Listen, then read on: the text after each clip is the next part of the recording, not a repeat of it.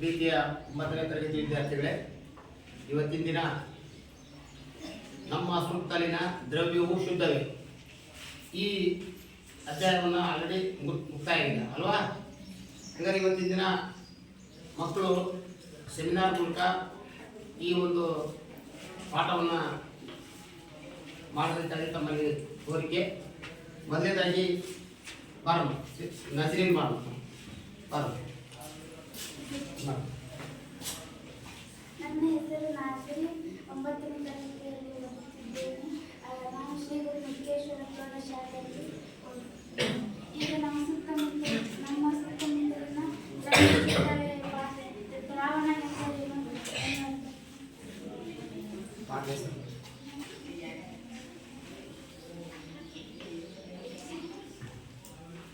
ನಮ್ಮ ಸುತ್ತಲಿನ ದ್ರವ್ಯವು ಹೇಳಿ. ನಮ್ಮ ಸುತ್ತಲಿನ ದ್ರವ್ಯವು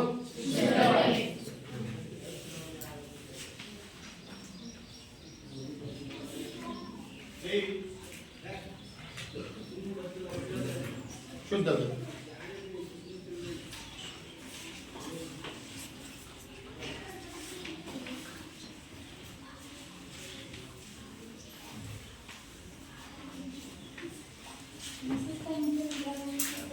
ದ್ರಾವಣ ಎಂದರೇನು? ಹೇಳು.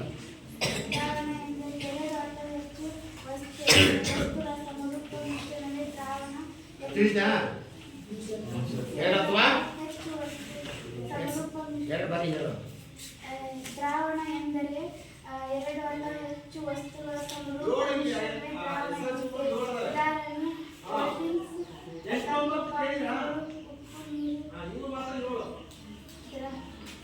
ನೀರು. ಬರೀ ದ್ರಾವಣ ಬರೀ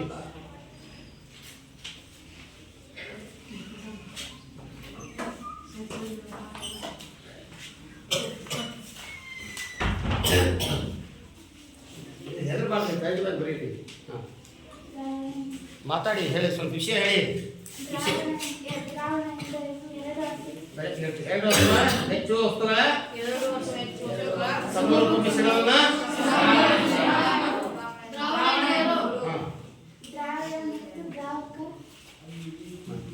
ದ್ರಾವ್ಯ ಎಂದರೇನು, ದ್ರಾವಕ ಎಂದರೇನು ಹೇಳ್ತೀಯಾ?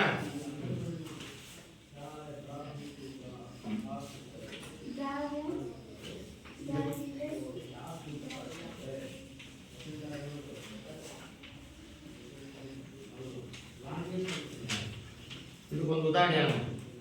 ದ್ರಾವ್ಯ ಅಂದ್ರೇನು, ದ್ರಾವಕ ಅಂದ್ರೇನು, ದ್ರಾವಣ ಅಂದ್ರೆ ಕರಗುವ ವಸ್ತು. ಉಪ್ಪು ಅಥವಾ ಸಕ್ಕರೆ ಕರಗುವ ವಸ್ತುವನ್ನು ಏನಂತ ಕರೀತಾರ? ಕರಗುವ ವಸ್ತು ಯಾವುದು? ಉಪ್ಪು ಬರಿ, ಉಪ್ಪು ಉಪ್ಪು ಬರಿ ಕೆಳಗೆ ಉಪ್ಪು. ಉಪ್ಪು ಪ್ಲಸ್ ದ್ರಾವಕ ಅಂದ್ರೆ ದ್ರಾವಕ ಅಂದ್ರೆ ಹೇಳ್ತೀರಿ ನೀರು. ಕರೆಕ್ಟ್, ನೀರು. ಅದು ನೀರು. ದ್ರಾವಕ ಎಂದರೆ ಒಂದು ಪ್ರಶ್ನೆ. ಈಗ ತನ್ನಲ್ಲಿ ಕರಗಿ ವಸ್ತುಗಳನ್ನ, ದ್ರಾವ್ಯವನ್ನು ಕರಗಿಸಿಕೊಳ್ಳುವ ವಸ್ತುವನ್ನ, ದ್ರಾವ್ಯವನ್ನು ಕರಗಿಸಿಕೊಳ್ಳುವ ವಸ್ತುವನ್ನ ಉದಾಹರಣೆ ಯಾವುದು? ನೀರು. ನೀರು ಒಂದು ಸಾರ್ವತ್ರಿಕ ದ್ರಾವಕ. ನೀರು ಒಂದು ಹೌದಲ್ಲ? ಮುಂದೆ ದ್ರಾವಣ. ಎಂತ ದ್ರಾವಣ ಅದು? ಉಪ್ಪು ಪ್ಲಸ್ ನೀರು. ಯಾವ ದ್ರಾವಣ? ಉಪ್ಪಿನ ದ್ರಾವಣ. ಉಪ್ಪಿನ ಪ್ರಕಾರ ಉಪ್ಪಿನ ದ್ರಾವಣ. ಉಪ್ಪಿನ ದ್ರಾವಣ.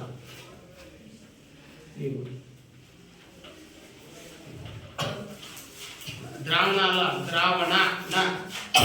ತಪ್ಪು ಬರೀಬಾರ್ದು, ತಪ್ಪು ಕಲಿಬಾರ್ದು. ಈಗ ಬರೆದು ದ್ರಾವಣದ ಗುಣಗಳು. ದ್ರಾವಣ ಬರೆದಿ ಗುಣಗಳಂತ ಬರೀ ಮ್ಯಾಗ ಎಂದರೇನು ಕಾಣೋದು. ಈಗ ಗುಣಗಳಂತ ಬರೀ ಅದಲ್ಸು ಆರಾಮ.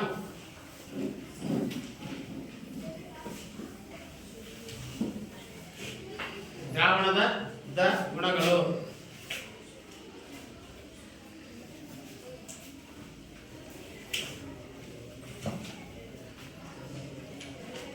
ನೀವು ನೋಡ್ರಿ, ಬೋರ್ಡ್ ಹತ್ರ ಬಂದ್ರೆ ಧೈರ್ಯ ಬರುತ್ತೆ. ನಂಬರ್ 1 ನಂಬರ್ 1 2 3 4 ಹಿಂಗೆ ಬರ್ಕೊಂಡು. 12. ದ್ರಾವಣ ಒಂದೇನೇನಾ ದ್ರಾವಣ ಸಮರೂಪದ ಮಿಶ್ರಣವಾಗಿದೆ.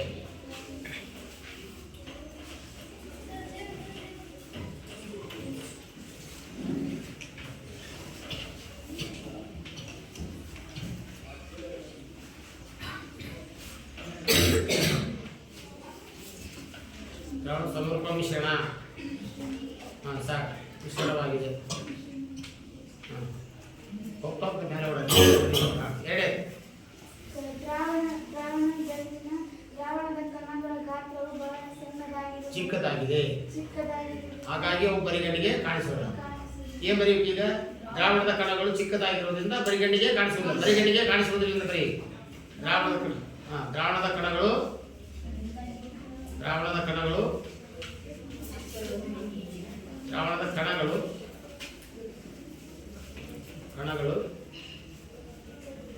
ಏನಾಗಿವೆ? ಬರಿಗಣ್ಣಿಗೆ ಕಾಣಿಸುವುದಿಲ್ಲ. ಬರೀ ಕಣಗಳು ಬರಿಗಣ್ಣಿಗೆ ಕಾಣಿಸುವುದಿಲ್ಲ.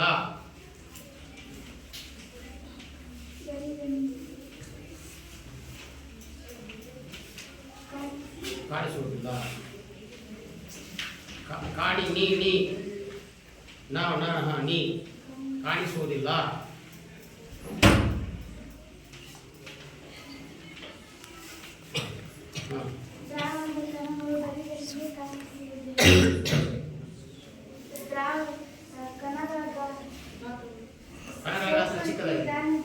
ಸೋಸುವ ವಿಧಾನದಿಂದ ದ್ರಾವಣದ ಕಣಗಳನ್ನು ಬೇರ್ಪಡಿಸಲು ಸಾಧ್ಯವಿಲ್ಲ.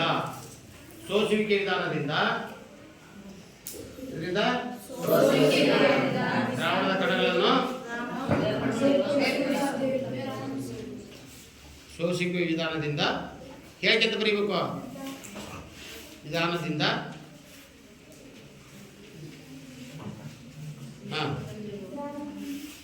ದ್ರಾವಣದ ಕಣಗಳನ್ನು ಬೇರ್ಪಡಿಸಲು ಸಾಧ್ಯವಿಲ್ಲ.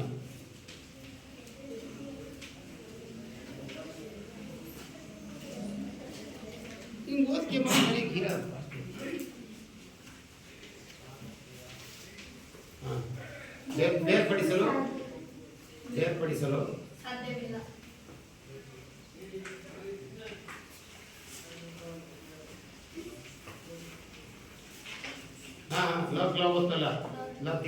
ಬೇರ್ಪಡಿಸಲು ಸಾಧ್ಯವಿಲ್ಲ. ಬೇರ್ಪಡಿಸಲು ಕರೆಕ್ಟ್. ಬೇರ್ಪಡಿಸಲು ಸಾಧ್ಯವಿಲ್ಲ. ಇಷ್ಟೆಲ್ಲ ಇನ್ನೊಂದು ಇದೆಯಾ?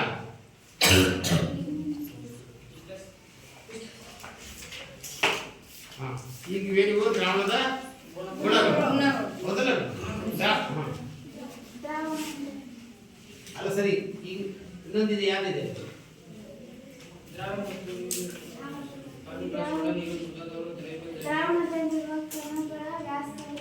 ಚಿಕ್ಕದಾಗಿದೆ. ಆಮೇಲೆ ಬೆಳಕನ್ನು ಚಂದ್ರಿಸುತ್ತವೆ. ಏನ್ ಮಾಡ್ತವೆ? ದ್ರಾವಣದ ಕಣಗಳು ಏನ್ ಮಾಡ್ತವೆ? ಬೆಳಕನ್ನು ಚಂದ್ರಿಸುತ್ತವೆ. ಕಣಗಳು ಬೆಳಕನ್ನು ಚಂದ್ರಿಸುತ್ತವೆ ಅಂತ ಬರೀ ಸಾಕು. ಕಣಗಳು ಬೆಳಕನ್ನು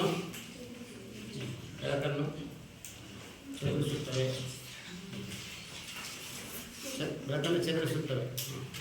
ಚಂದ್ರಿಸುತ್ತವೆ.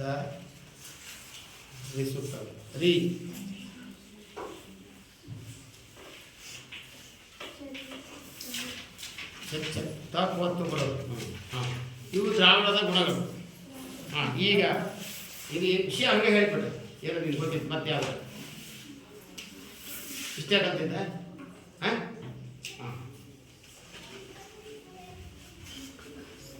ನಜರಿ ಬಾಲು ಇಲ್ಲಿವರೆಗೆ ಹೇಳಿದ್ರು ದ್ರಾವಣ ಎಂದರೇನು, ದ್ರಾವಣದ ಗುಣಗಳ ಬಗ್ಗೆ ಹೇಳಿದ್ರು. ಆಮೇಲೆ ದ್ರಾವ್ಯ ಅಂದ್ರೇನು, ದ್ರಾವಕ ಅಂದ್ರೇನು, ಆಮೇಲೆ ದ್ರಾವಣ ಅಂದ್ರೇನು.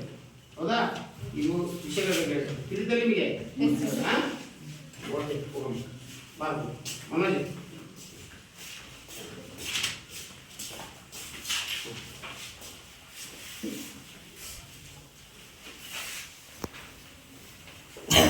ಪಾಠದ ಹೆಸರಿರಲಿ ಅಲ್ಸೋಣ.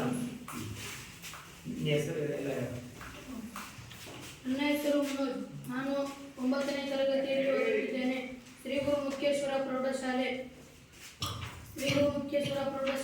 ನಾನು ಈಗ ಸಮರೂಪ ಮಿಶ್ರಣದ ಬಗ್ಗೆ ಹೇಳುತ್ತೇನೆ.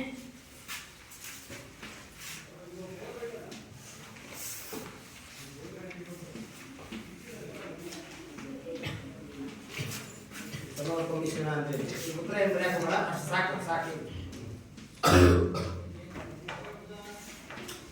ಸಮರೂಪ ಮಿಶ್ರಣ ಎಂದರೇನು?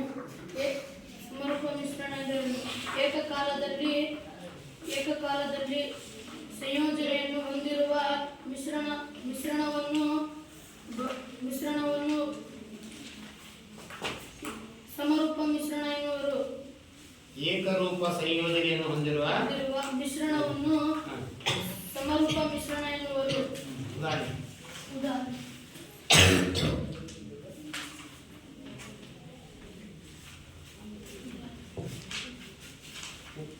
ಉಪ್ಪಿನ ನೀರು, ಸಕ್ಕರೆಯ ನೀರು. ಬೇರೆ ಹೇಳ ಸಾಕು ಬಿಡಿ ಬಿಡ, ಮತ್ತೆ ನಾ ಮತ್ತೆ ಬೇರೆ ಹೇಳ ಸಮರೂಪ ಮಿಶ್ರಣ ಆಯ್ತು. ಈಗ ಮತ್ತೆ ಇಷ್ಟೇ ಒಂದೇ ಲೈನ್ ಕಲ್ತಿದ್ದೀನಿ. ಧಾತುಗಳು ಎಷ್ಟು ವಿಧಗಳಿವೆ? ಯಾರಿಗಾದ್ರೂ ಗೊತ್ತಿದ್ರೆ. ಧಾತುಗಳು ಎಷ್ಟದವು? ಧಾತುಗಳ ವಿಧಗಳು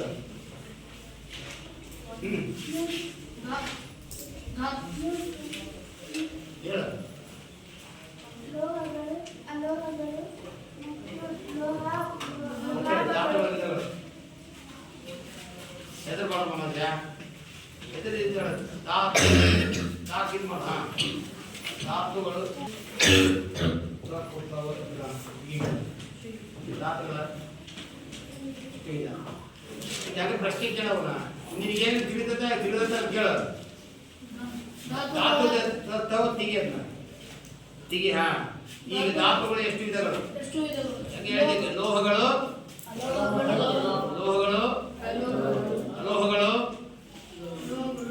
ಅಲೋಹಗಳು ಮತ್ತೆ ಲೋಹಾಪಗಳು. ಆ ಲೋಹಗಳಿಗೆ ಉದಾಹರಣೆ ಹೇಳುದು ನೀನು ಹೇಳ್ತೇನೆ. ಲೋಹದ ಗುಣಗಳು ಹೇಳ್ಬೋದು. ಅಲೋಹಗಳು, ಲೋಹಾಪಗಳು.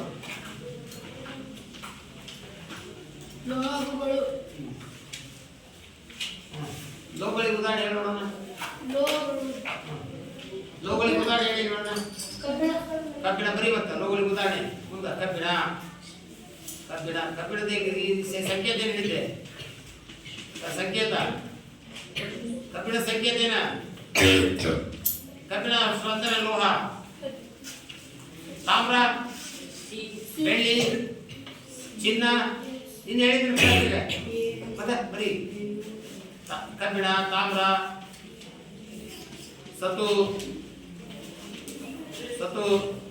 ಇತ್ಯಾದಿಗಳು ಸಾಕು ಸಾಕು. ಈಗ ಅಲೋಹಗಳಿಗೆ ಉದಾಹರಣೆ ಉದಾಹರಣೆ ಯಾರು ಹೇಳ್ತೀರಿ? ಹೇಳಿದ್ದೆ ಕಾರ್ಬನ್, ಆಕ್ಸಿಜನ್, ಹೌದಲ್ಲ? ಹೇಳಿದಲ್ಲ ಹೇಳಿ. Hydrogen, carbon. ಕಾರ್ಬನ್ ಹಂಗಲ್ಲ, ಬರ್ದು ಆಮೇಲೆ ಕೊಡ್ಬೇಕು.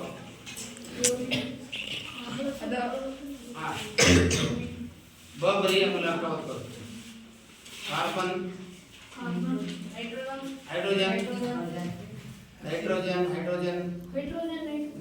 ಬರುತ್ತೆ. ನೈಟ್ರೋಜನ್ ಹೌದು ಹೇಳಿದ್ರೆ ನಿನ್ನೆ. Nitro hydrogen, oxygen.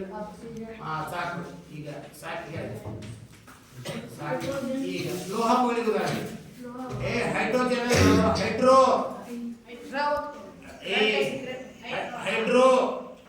ಹೈಡ್ರೋ ಅಲ್ಲ, ಡ್ರೋ ಡಬ್ರಿ.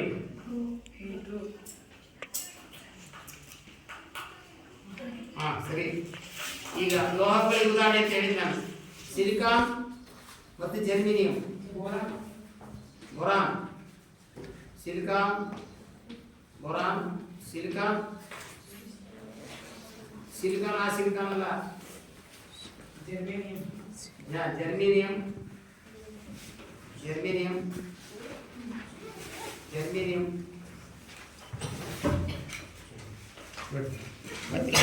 ಬರೆಯಕ್ಕೆ ಹೋಗ್ಬೇಡ, ಹಂಗೆ ಹೇಳು. ಜರ್ಮೇನಿಯಂ ತಪ್ಪದಿದೆ, ಜರ್ಮೇನಿಯಂ.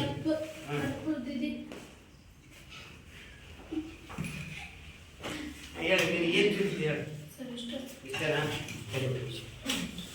ಇಲ್ಲಿ ನೋಡಿ ಈಗ ಇವನಿಗೆ ಏನು ಗೊತ್ತಿಲ್ಲ ಅಂತ ಕೇಳಿದ್ರೆ ಕಲ್ತಾನ ಆದ್ರೆ ಈಗ ಹೇಳಕ್ ಭಯ ಪಡ್ತಾನ ಹೌದಾ ಈಗ ಸಮರೂಪ ಮಿಶ್ರಣ ಅಸಮರೂಪ ಮಿಶ್ರಣ ಹೇಳಿದೆಲ್ಲಪ್ಪ ಏಕರೂಪ ಸಂಯೋಜನೆ ಹೊಂದಿರುವ ಮಿಶ್ರಣಕ್ಕೆ ಉದಾಹರಣೆ ನೀರಿಗೆ ಉಪ್ಪು ಹಾಕಿ ಕಲಸ್ತೇವೆ ಉಪ್ಪಿನ ಕಣಗಳಿಂದ ಕಾಣ್ತವ ಅದ್ರ ಉಪ್ಪಿನ ಕಣಗಳು ನೀರಿನ ಎಲ್ಲಾ ಕಣಗಳ ಜೊತೆ ಬೆರೆತವಲ್ಲ ಈ ರೀತಿ ಉಪ್ಪಿನ ನೀರು ಐತಲ್ಲ ಅದು ಸಮರೂಪ ಮಿಶ್ರಣ ಅಲ್ವಾ ಈಗ ನೀರಿಗೆ ಮಣ್ಣು ಹಾಕಿ ಕಲಸಿದ್ರೆ ಮಣ್ಣಿನ ಕಣಗಳು ಕಾಣ್ತಾವಲ್ಲ ಅದು ಸಮರೂಪ ಮಿಶ್ರಣ ಸ್ವಲ್ಪ ತವ ಸೇರ್ತಾವಲ್ಲ ಅವು ಅಸಮರೂಪ ಮಿಶ್ರಣ ತಾನೆ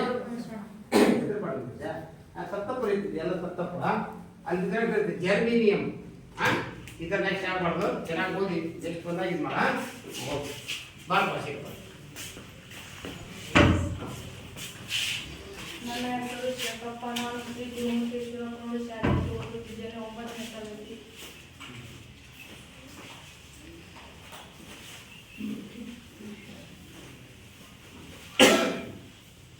ನೀವು ನೀಟಾಗಿ ನಿಮ್ಗೆ ಏನ್ ತಿಳಿಸಿದ್ದ ನೀಟಾಗಿ ಹೇಳಿ ಎದ್ರ ಬಿಡ್ರಿ ಆಮೇಲೆ ಬರೀತಿದ್ರೆ ಬರೀರಿ ಇಲ್ಲ ಹಾಗೆ ಹೇಳಿ ಯಾವ ವಿಷಯ ಹೇಳ್ತಿ ಈಗ ಮಿಶ್ರಣಗಳನ್ನು ತಿಳಿಸಿ. ಮಿಶ್ರಣ ಎಂದ್ರೇನು ಮಿಶ್ರಣ ಎಂದ್ರೆ ಯಾರು ಹೇಳ್ತಾರೆ ಮಿಶ್ರಣ ಎಂದರೇನು ಮಿಶ್ರಣಗಳು ಒಂದಕ್ಕಿಂತ ಹೆಚ್ಚು ಶುದ್ಧ ರೂಪದ ವಸ್ತು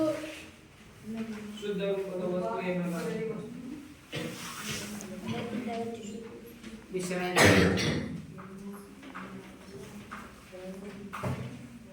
ಮಿಶ್ರಣಗಳನ್ನು ತಿಳಿಸುತ್ತೇನೆ. ನಂಬರ್ 1 ಸಮರೂಪ ಮಿಶ್ರಣ. ಸಮರೂಪ ಮಿಶ್ರಣ ಅಸಮರೂಪ ಮಿಶ್ರಣ ಸಮರೂಪ ಮಿಶ್ರಣ ಅಸಮರೂಪ ಮಿಶ್ರಣ ಒಂದಕ್ಕಿಂತ ಹೆಚ್ಚು ಶುದ್ಧ ರೂಪದ ಮಿಶ್ರಣ ಏನಂತ ಕರೀತಾರ ನಂಬರ್ 2 ಅಸಮರೂಪ ಮಿಶ್ರಣ.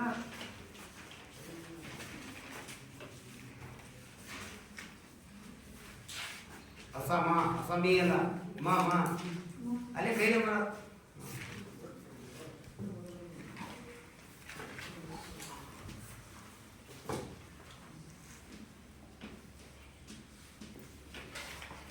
ಮಿಶ್ರಣ ವಿಧಗಳನ್ನು ತಿಳಿಸುತ್ತೇನೆ. ನಂಬರ್ 1 ಅಸಮರೂಪ.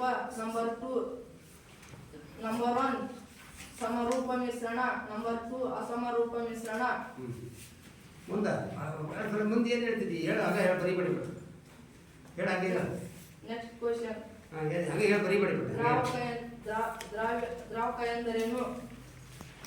ದ್ರಾವಕ ಎಂದರೆ ಯಾರು ಹೇಳ್ತಾರೆ ಎರಡು ಅಥವಾ ಹೆಚ್ಚು ವಸ್ತುಗಳ ಸಮರೂಪ ಮಿಶ್ರಣೆ ದ್ರಾವಕ ಎನ್ನುವರು.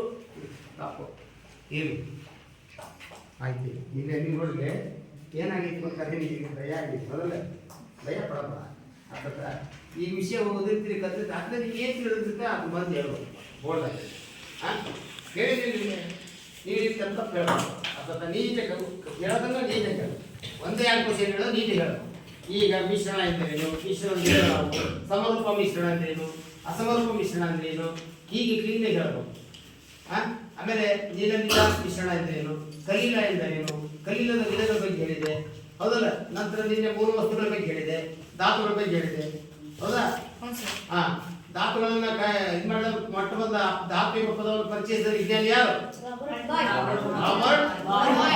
ಹೌದಲ್ಲ ಅದೇ ಹೇಳ್ಬೇಕು ಧಾತು ಎಂಬ ಪದವನ್ನು ಮೊದಲು ಪರಿಚಯಿಸಿದ ವಿಜ್ಞಾನಿ ಯಾರು ಲಾರೆಂಟ್ ಲೆವೋಸಿಯರ್ ಪ್ರಕಾರ ಧಾತು ಎಂದರೇನು ಅಂತ ಕೇಳಿದ್ರೆ ಪ್ರಶ್ನೆ ಧಾತು ಎಂದರೇನು ಹೇಳಿದ್ದೆ ಯಾರು ಹೇಳ್ತೀರಿ ದ್ರವ್ಯದ ಮೂಲ ರೂಪವಾಗಿದ್ದು ರಾಸಾಯನಿಕ ಕ್ರಿಯೆಯಿಂದ ಸರಳ ವಸ್ತುಗಳಾಗಿ ವಿಭಜಿಸಲು ಸಾಮರ್ಥ್ಯವಿಲ್ಲದ ಕಣಕ್ಕೆ ಧಾತು ಎನ್ನುತ್ತಾರೆ ದ್ರಾವ್ಯದ ಮೂಲ ರೂಪ ಹೌದಲ್ಲ ಸರಳ ರಾಸಾಯನಿಕ ಕ್ರಿಯೆಯಿಂದ ಸಣ್ಣ ವಸ್ತುವಾಗಿ ಮಾಡ್ಲಿಕ್ಕೆ ಆಗಲ್ಲ ಸರಳ ವಸ್ತುಗಳಾಗಿ ವಿಭಜಿಸಲಿಕ್ಕೆ ಸಾಧ್ಯವಿಲ್ಲ ಅಂತ ಹೇಳಿ ಅಂದ್ರೆ ಧಾತುಗಳು ಎಷ್ಟದವು ನಮ್ಮ ಪ್ರಕೃತಿಯಲ್ಲಿ ಅಂತ ನಿನ್ನೆ ಹೇಳಿ ಎಷ್ಟದವು 118 ಹೌದಲ್ಲ ಅಂದ್ರೆ ಅದಕ್ಕೆ ಆ ಧಾತುಗಳ ಗುಣಗಳ ಮೇಲೆ ಗುಣಗಳ ಆಧಾರದ ಮೇಲೆ ಗುಣಲಕ್ಷಣಗಳ ಮೇಲೆ ಎಷ್ಟು ವಿಧಗಳಾಗಿ ವಿಂಗಡಿಸಿದ್ರು ಮೂರು ವಿಧಗಳ ಅವೇ ಹೇಳಿದ್ರಲ್ಲ, ಲೋಹಗಳು ಮತ್ತು ಲೋಹ. ನೋಡಿ ಮಕ್ಕಳೇ, ದಯವಿಟ್ಟು ಇಲ್ಲಿ ಹೆದರಂತ ಅವಶ್ಯಕತೆ ಇಲ್ಲ. ನಿಮಗೆ ಏನು ಕಲ್ತ್ಕೊಂಡ್ಬರ್ತೀರೋ ದಯವಿಟ್ಟು ನೀಟಾಗಿ ಬಂದು ನಾಲ್ಕು ಪ್ರಶ್ನೆ ಬಂದು ಕಲಿತು ನೀಟಾಗಿ ಮಕ್ಕಳಿಗೆ ನೀವೇ ಹೇಳಬೇಕು, ಎಕ್ಸ್ಪ್ಲೇನ್ ಮಾಡಬೇಕು. ಹೌದಲ್ಲ? ನಾನು ಹೆಂಗೆ ತೊಗೊಂಡು ಆ ಥರ ಮಾಡೋಕ್ಕೆ ಪ್ರಯತ್ನ ಮಾಡೋದು. ಅರ್ಥ?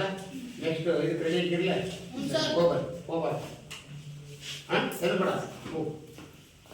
ಸರಿ, ಮುಂದಿನ ತರಗತಿಯಲ್ಲಿ ನಮ್ಮ ವಿದ್ಯಾರ್ಥಿಗಳು ಸರಿಯಾಗಿ ಮನೆಯಲ್ಲಿ ಕ್ಲೀನಾಗಿ ಓದ್ಕೊಂಡು ಇಲ್ಲಿ ಬಂದು ನೀವೇನು ಓದಿದ್ದೀರೋ ಅದನ್ನು ಧೈರ್ಯವಾಗಿ ಸೆಮಿನಾರ್ ಮೂಲಕ ನಿಮ್ಮ ಗೆಳೆಯರ ಜೊತೆಗೆ ಕೆಲವು ವಿಷಯಗಳನ್ನು ಹಂಚಿಕೊಳ್ಬೇಕಾಗಿ ತಮ್ಮಲ್ಲಿ ವಿನಂತಿ. ನಮಸ್ತೆ.